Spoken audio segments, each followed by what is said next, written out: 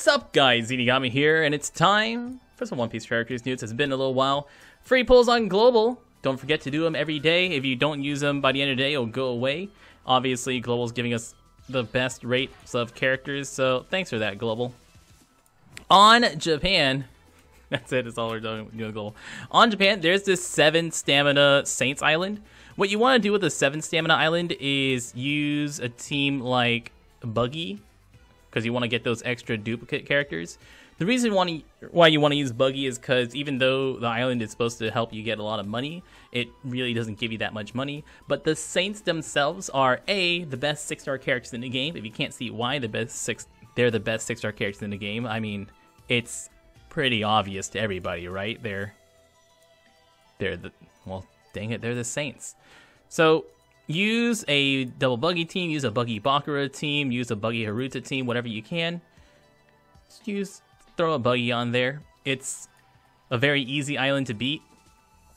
And get some Saints. Keep some if you want to keep them, or what you can also do if you want to use them to make money, because money is actually a little tight on Japan right now, is to sell them after leveling them up. So they actually sell for more and more money with every level they go up. I believe it's 10,000 gold per level. So at level 50, you can sell it for 500,000 gold. And if you max them out, you can sell it for 1,000,000 gold. But that takes a lot of experience. It takes 1 million experience to fully max them out. But giving them something like a few teenage turtles, maybe an elder turtle or something, get them up to around level 50 to 60 whenever experience. It's up until level about 50 or 60, it's really easy to level them up. So level them up to about 50 or 60 and then sell them for a pretty penny if you need that extra money. Yeah, I don't care about you. We also have a new Legend Dofi confirmed to be coming to Japan. The new Legend Dofi, we don't know about it, but we do know that he is going to be boosted in the next Coliseum. So Legend Dofi coming in. Don't know what he does, don't know what type he is, don't know anything about him. When we do know more about him, we will have him on the database, so that way you guys can check him out. Yay, new Saints. And more Saints. Thank you. So like I said, if you level them up, you can see here. Oh, we're going to talk about this in a second. Let's play that guessing game. Okay. So you see this Saint is currently level 10. If I were to sell her...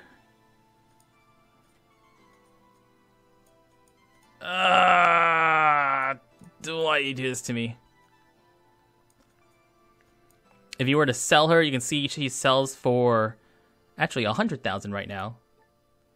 Oh, it's, yeah, 100,000 for level 10. So if you level it to level 50, that'll be 500,000. So you can give them some levels if you have some spare turtles and stuff. Getting them up to at least level 40 or 50 is very, very easy to do using just a few turtles or some spare units. And then you get some extra money, because I know we're running tight on money. I'm only down to 9 million money berries myself. Speaking of this box, all right. So since we're here, since we're looking at this, everyone's talking about it, and I'm gonna talk about it too, because it's so bad. Oh, this is so bad. There's so many things that could be simple changes that they could have done to actually make this like useful. For one, currently our max box space is 1,800. So that means at max you can have 4 tabs up here. If you have less than 500 box space, you actually still have this up here. So you have this empty, or you have this taken up even though you can't take up that space. There's this bar down here that's now here. Let's look at this bar. Doesn't go away. Every time you move it, it goes away, it comes back. It goes away, it comes back. If you go to the bottom of your box, you can't see what level your characters are unless you do this. If you want to check the levels of your freaking characters on the bottom row every single time, because that stupid bar gets in the way. I don't need to know how many characters are on the current page. They used to just have a little bit over here, and they just made all this, and they took up an entire extra row. So look at this lovely, lovely space right here. You have 4 rows, and I don't even count this as a 5th row because it keeps getting covered up. So you have 4 rows displayed at once over here on Japan. If you go to power somebody up, now you have 3 rows displayed. 3 rows displayed, and you actually have to line them up properly, or else, hey, look, this bar covers up more real estate, so you still can't see whatever half the characters are underneath your character. So you get 3 rows of real estate if you're powering up a character. And then just go back to global, and look how beautiful this box space is. Look at that. We get 5 or 6 rows, because you can actually see that. You can squeeze in, you can see the level numbers of up to 6 rows even. Whenever you power someone up, you still get to see 4 rows, 4.5 rows, something like that. They also changed it on Japan. So that way, if you, let's say on Japan, we're doing a Coliseum run, and we time this out, it actually takes you about 30 seconds. Well, I guess Coliseum's gone now, so we can't show it. Let's just say we're doing one of these islands. I actually don't want to do it. If I want to change up my teams, like I forget to use the Vanderdecken ship on one of my teams, and I want to change it out, I just want to swap the ship in. Well, now when you click on the adventure mode button, it always brings you back to here, so you always have to go click on the adventure mode button, and you have to get that loading screen, and then you have to slide all the way over to select your island again, and then click on the island or the Coliseum, then click on that and open it up, and then you're back on wherever you were before. How does it work on global? Let's see. On global, if we're in a Coliseum and I forget one of my teams, I go back here, I go edit teams, I put in the Vanderdecken ship that totally is, click on adventure mode. Oh, bam! We're right back. Wow, look at that. You're there, you're back, you're done. On Japan, you gotta go click on here, then click on adventure mode, then slide all the way over, and then click on the Coliseum, and then go into the Coliseum, and then go into the Coliseum that you want to go to, and then slide all the way over to that one, and then pick it again on Japan. So that's literally 30 seconds of time that you waste just because you want to switch one thing. Whereas on global, it's 5 seconds, 10 seconds, maybe. So yeah, this is all just great design. The same person who designed this obviously designed the power-ups or the new box space. This change also rolls over to your Pokedex. So if you go to your Pokedex, this is also divided up by 500. So here you have your Pokedex of 500. More things that boggles my mind why they didn't change is that if you switch tabs, it leaves you down at the bottom. So let's look, say you're looking for number 600. Well, if you get down here and you just slide over one, it doesn't put you back at the top. It puts you at the bottom. So you have to go all the way back to the top, and then you can start scrolling down again. And if you're in the middle, I don't know why you would be. You have to move yourself again. Why can't this slide you back up to the top if you pick a new tab? I don't understand. There has to be a reason that they did this, right? Time, resources, and energy and money was spent designing this little bar up here. There had to have been a reason for Bandai to do this. You don't just say, hey, look, John's got some extra time. Kenichi's got some extra time on his hands. Why don't you just make a way to divide up box space for no reason? So there has to be a reason that they did this. Maybe there was, maybe they didn't intend box space to ever get this large. And because they never intended box space to get this far, they just had to split it up because whatever stupid float that they decide to use, they use like a short for the box space, and so they don't have enough room for the characters. Something stupid like that. And they had to divide it up into 4 boxes. If they just made it so that way it's box space 1, 2, 3, 4, 5, and just doesn't let it scroll, so there's no stupid arrow here, that'd be amazing.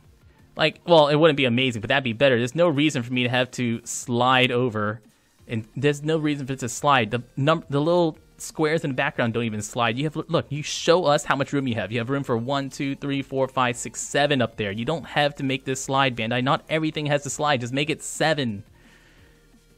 Or, even better, just use these right here. Just use the color filters. Make this red characters, green characters, blue characters, purple characters, yellow characters. Would that have been so difficult? Was that... Can't you just divide it up by color? Like, I'm okay with that. Just divide box space up by color. Instead of having to make me go here and sort by filters, just make this a permanent color filter. So I click on my red characters, and I go through my red characters, and I go through my green characters, and I go through my red characters. But as it is right now, there's literally no distinction between how these things are split up. If I want to power up green turtles, right now, half my green turtles over here, and half my green turtles are way up top. So I've got green turtles up here, I've got green turtles down here. I can click down here, click up, click up. It's just so much time and energy wasted from using this box and also this extra bar. We're literally losing 20% of our real estate for something that just doesn't make sense. And a lot of people who speak English are very outspoken about this. I've only ever seen a few throwaway comments, people who actually like it, and I wouldn't be surprised if they're just people trying to anti-circle jerk the hatred for it. But this is just so clunky and unnecessary, especially with box spaces as large as mine, where my favorites don't even end here. Like, I don't have all of my useful characters on one page. Half of my int characters are on page 2. So everything after here, Adventure Mode Whitebeard, is over here on the second page. So I don't even have my useful favorites on one page. I have to go into a third of the second page to get to my useful favorites. And if you're powering up characters, if I want to power up a red character, I have to slide over to the second slide in order to find the turtles. And it's a guessing game as to where things are. Like, my blue characters are over here. Yep, blue is on third tab. Green is on the second tab. It just... I don't know who did this. And yes, above my head is a joke. Bandai is hiring a new UI UX designer. If you don't know what UI UX means, it's user interface, user experience. And user interface, user experience is literally the person that you pay to design this shit right here. Like, the person that you pay money to design how people interface with things. Like, putting this bar here instead. So that way you sort by red, green, blue, yellow, and colorless. That's the kind of person that you hire to design things that aren't stupid. So that way, if I am in a Coliseum run and I want to change one thing on my team, I can actually go back to that page. But right now, all I can do is go back to this screen, or go back to this screen and have to go all the way back here, go through 2 to 3 to 4 loading screens just to get there. It's the same kind of guy who designed this screen. It's the same guy at Bandai who makes you click on the spinner twice whenever you're playing adventure mode. I don't need to click on the spinner twice, Bandai. I don't need to have this extra screen here. Or if you're on this extra screen here, I don't know why you have this extra island button here still. When I'm in adventure mode, I want to power up characters. I don't know why I can't power up characters. Why does adventure mode not have this bar down here? Adventure mode should have this bar, so that way when I'm in adventure mode, I can click on this button, I can go here, and I can actually, like, check who has limit break. Instead of in the middle of a run, if I want to change my team, I have to exit out of the adventure mode run, go over to here, then check to see who has limit break, and then edit my teams. Although now they do have the limit break function filter down here, so that does save you time. But in adventure mode, you can't see what level my limit break characters are, so I can't check my proficiency levels. Like, maybe I want to use a character who actually needs proficiency. If I want to check that, I have to exit out of adventure mode and then come over here and then see what their proficiency level is, because there's no way for you to see that while you're in adventure mode, because that's too difficult. Man, I can't figure out how to do that. No.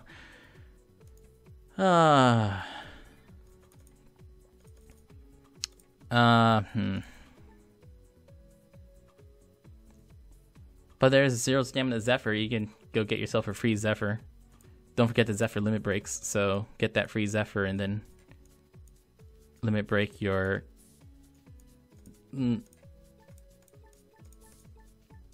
Zephyr.